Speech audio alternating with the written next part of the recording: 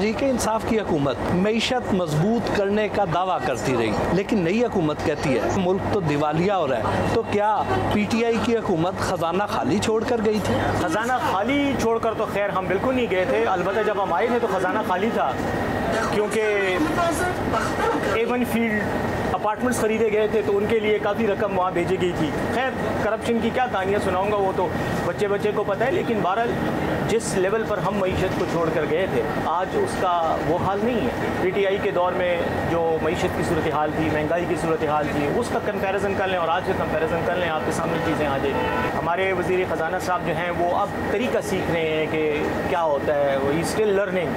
और अच्छी बात है, सीखना बुरा काम नहीं है, लेकिन यह है कि ये पहले से सीख के आना चाहिए था ताकि मुल्क के निज़ाम को बेहतर बनाए, ना कि आवाम के एक्सपेंस पे खुद तरबियत हासिल करें। तो मसाइल तो इनके अपने हैं, अब इनसे खुद ठीक नहीं हो रहे। तो वो जो कहते हैं ना कि नाच न जाने आंगन टेढ़ा, क्या मिफ्ता इस्माइल साहब इस मुल्क की इकानमी को बेहतर कर पाएंगे?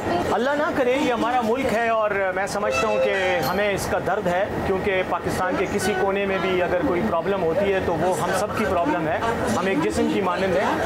लेकिन मुझे लगता नहीं है कि मुझे मिफ्ता इस्माइल साहब जो हैं वो इस मुल्क को चलाने की या उनकी हुकूमत चलाने की इनमें वो सलाहियत है। और उसकी एक बुनियादी वजह यह है कि एक तो ये एक मसनूई तरीके से इक़्तिदार में आए हैं। लोटों की बुनियाद पर अभी भी इनकी कौमी असम्बली में एक वोट की अक्सरियत है। ज़रा सा कोई टोकरा हिला तो सब अंडे बाहर गिर जाएंगे। मैं तो नहीं समझता कि they have the capability. Imran Khan साहब की तरफ से बार बार फ़ौज को न्यूट्रल रहने का कहा जाता है, तो क्या फ़ौज न्यूट्रल नहीं है? जी, जहाँ तक इमरान खान साहब के इस बयानिए का ताल्लुक है, यकीनन जो तहरीक अदम एतमाद के बाद से जो पॉलिटिकल हालात हुए और जिस तरीके से तहरीक अदम एतमाद लाई गई, मैं समझता हूँ एक मसनूई तरीका था, एक ऐसा तरीका था जिस पर यकीनन शकूक व शुबहात और सवालात पैदा होते हैं। तो उन वजूहात की बिना पर ये कहा जाता है कि अगर फ़ौज अपना किरदार अदा करती तो शायद ये सूरत हाल ना होती। और मैं समझता हूँ कि ये तहरीक इंसाफ का चूँकि एक ऑफिशियल बयानिया है और खान साहब का भी ये मौक़िफ़ है, तो उसकी अपनी जो दलाइल और वजूहात हैं वो यकीनन मौजूद हैं। फ़ौज को क्या रोल प्ले करना चाहिए था, क्या नहीं करना चाहिए था, क्या उनका आईनी इख्तियार बनता है, क्या नहीं बनता, फ़ौज बेहतर इस सवाल का जवाब दे सकती है कि क्या उनका कोई किरदार था या बनता था या जो उन्होंने नहीं अदा किया। लेकिन बहरहाल मैं ये ज़ाती तौर पर समझता हूँ कि आइन से, निज़ाम से ज़्यादा बेहतर हमारे लिए, ज़्यादा मुतबर्रिक चीज़ हमारे लिए ये रियासत है। जब रियासत को ख़तरा हो उस वक़्त मेरे ख़्याल में ना किसी आम फ़र्द को, चाहे उसके पास कोई ज़िम्मेदारी नहीं है, और ना ही किसी इदारे को या किसी इदारे के सरबराह को, मैं समझता हूँ कि उसको गैर जानिबदार नहीं रहना चाहिए। रियासत मुकद्दम है, उसके लिए आपने खड़ा होना है, चाहे बज़ाहिर लोगों को आपका वो खड़ा होना अच्छा ना लगे, लेकिन उसूलों पर आपको खड़ा होना। जब PTI हुकूमत में थी तो अपोजिशन जमातें ये इल्ज़ाम लगाया करती थी कि फ़ौज जो है वो न्यूट्रल नहीं है और हुकूमत के साथ मिल के हमें दबाया जा रहा है। आज आपकी जमात जो है वो ये इल्ज़ाम लगा रही है, तो इस सूरत हाल को न्यूट्रलाइज कैसे किया जा सकता है? देखिए, जैसे कुछ देर पहले भी हम बात कर रहे थे गाड़ी में, और मैंने ये बात की थी कि बुनियादी तौर पर मसला हमारे इदारों से ज़्यादा हमारा जो ओवरऑल गवर्नेंस सिस्टम है उसका है। गवर्नेंस सिस्टम में ये सब कुछ आ जाता है, एडमिनिस्ट्रेशन भी आ जाती है, एग्जीक्यूटिव भी आती है, इसमें अदलिया भी आती है और पार्लियामेंट्री जो इदारे हैं वो भी आते हैं। मसला उसमें है जिसकी वजह से जब वो काम नहीं होता तो फिर इल्ज़ामात इदारों पर लगाए जाते हैं या उंगलियां इदारों की तरफ उठती हैं। अब मेरा अपना ख्याल ये है कि पॉलिटिक्स में भी हमारे अंदर अभी वो लेवल ऑफ मैच्योरिटी नहीं आया जो होना चाहिए। यकीनन अपोजिशन की तरफ से इल्ज़ामात आते थे और यही कहा जाता था कि ये एक पेज पर हैं, बल्कि उसको एक तंज़ के तौर पे इस्तेमाल किया जाता था। इस तनाज़े को ख़त्म करने का एक इलाज है जो इमरान खान साहब ने ही पेश किया है, और वो ये है कि आप जल्द से जल्द इलेक्शन करवाएं और फ्री एंड फेयर इलेक्शन करवाएं, आवाम के पास जाएं, आवाम से दोबारा मैंडेट लें, आवाम का मैंडेट आ जाए, उसके बाद ये मसला खुद ही ख़त्म हो जाएगा। मुझे यकीन है कि तहरीक इंसाफ भी की आएगी, लेकिन चलें फ़र्ज़ Mahal for the sake of an argument हम ये कहते हैं कि वो आ जाएंगे, तो अगर वो भी आ जाते हैं तो ये तनाज़ा ख़त्म हो जाएगा।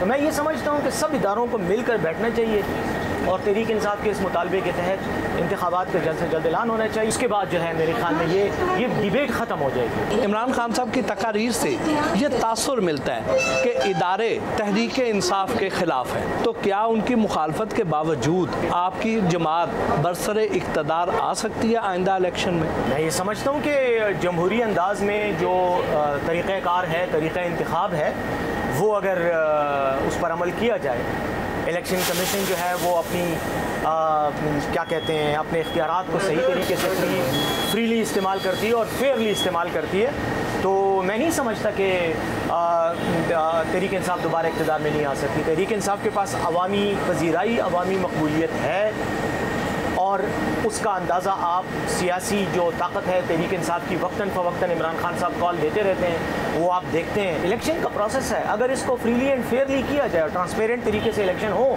तो खान साहब आ जाएंगे और मेरे ख्याल में कोई इदारा क्यों रुकावट डालेगा और ना डाल सकते हैं। फिर आवाम जिसके साथ खड़ी होती है, मेरे ख्याल में निज़ाम उसके साथ, उसके पास, उसके साइड पे होगा।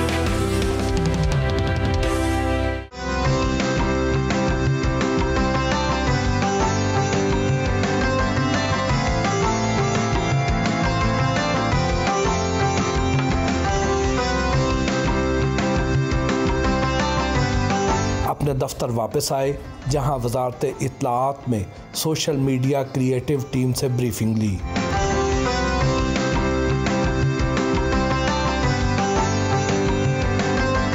मीडिया सेल में मौजूद क्रिएटिव टीम को इंटरव्यू दिया।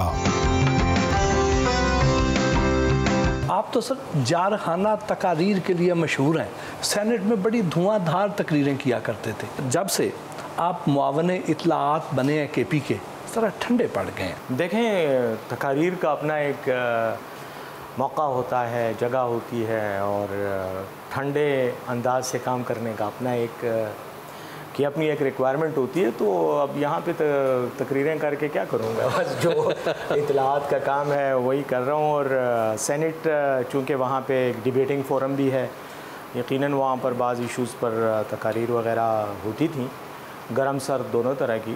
तो यहाँ पर काम नेचुरली वो being special assistant to chief minister ज़्यादातर मुशावरती काम है और महकमा इत्तलाआत की ज़िम्मेदारी है, तो बस उस हवाले से प्रोफेशनल टेक्नोक्रेटिक किस्म का काम है।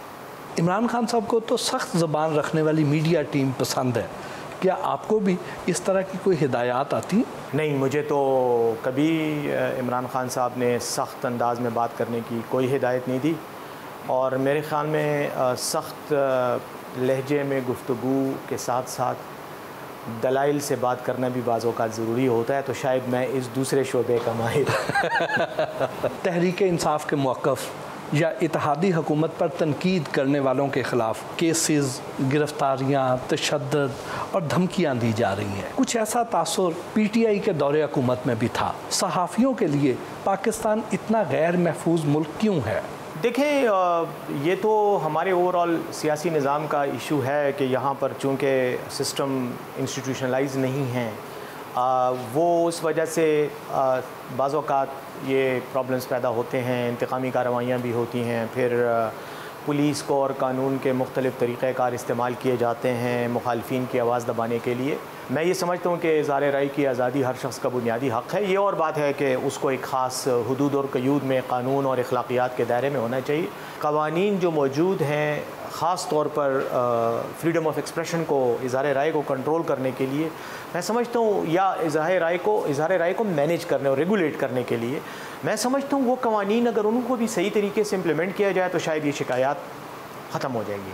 सहाफ़ियों को इज़हार राय से क्यों रोका जाता है? कौन